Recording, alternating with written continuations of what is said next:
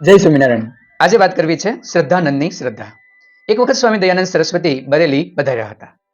તેમના વ્યાખ્યાનની તમામ જવાબદારી મુનશીરામના પિતા નાનકચંદ્ર ઉપર આવી હતી.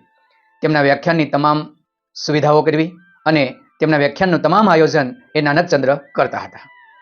એ આયોજન કરતા કરતા એ દયાનંદ સરસ્વતીના વ્યાખ્યાનો સાંભળતા.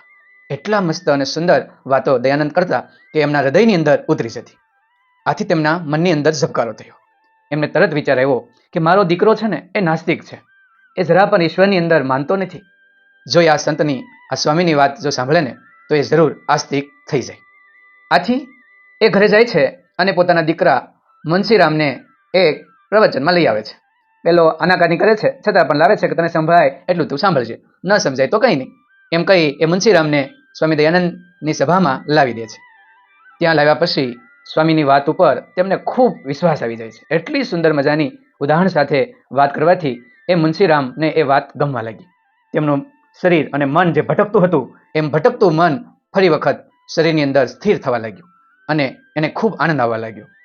જેમ દરિયાની અંદર કોઈ જહાજ તૂટી ગયું હોય અને ભૂલું પડ્યું હોય અને એ તૂટતું જહાજને કોઈ દીવાદાંડી દેખાઈ જાય એમ એ મુનશીરામને દીવાદાંડી દેખાતી હતી અને જે નાવિકને હાશકારો થાય એવો હાશકારો તેમના જીવનમાં થવા લાગ્યો અને નિયમિત રીતે હવે એ પ્રવચન સાંભળવા આવવા લાગ્યા.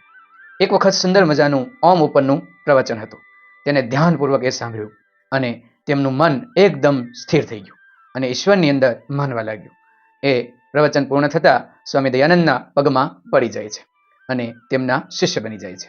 આગળ જતાં જ આ મુનશીરામ શ્રદ્ધાનંદ બને છે અને ઈશ્વર ઉપર શ્રદ્ધા તેમની અતૂટ થઈ જાય છે. આમ એક વ્યક્તિના પ્રભાવથી અન્ય વ્યક્તિમાં સુધારો પણ આવી શકે છે, પરંતુ તેમનો પ્રભાવ એ વ્યક્તિમાં કેવી રીતનો આવે છે એ સામેવાળા વ્યક્તિ ઉપર આધાર રહેલો છે. વંદન છે સ્વામી દયાનંદ સરસ્વતીને કે જેમને આવા તો અનેક શ્રદ્ધાનંદને આસ્તિકના માર્ગે ચડાવ્યા હતા.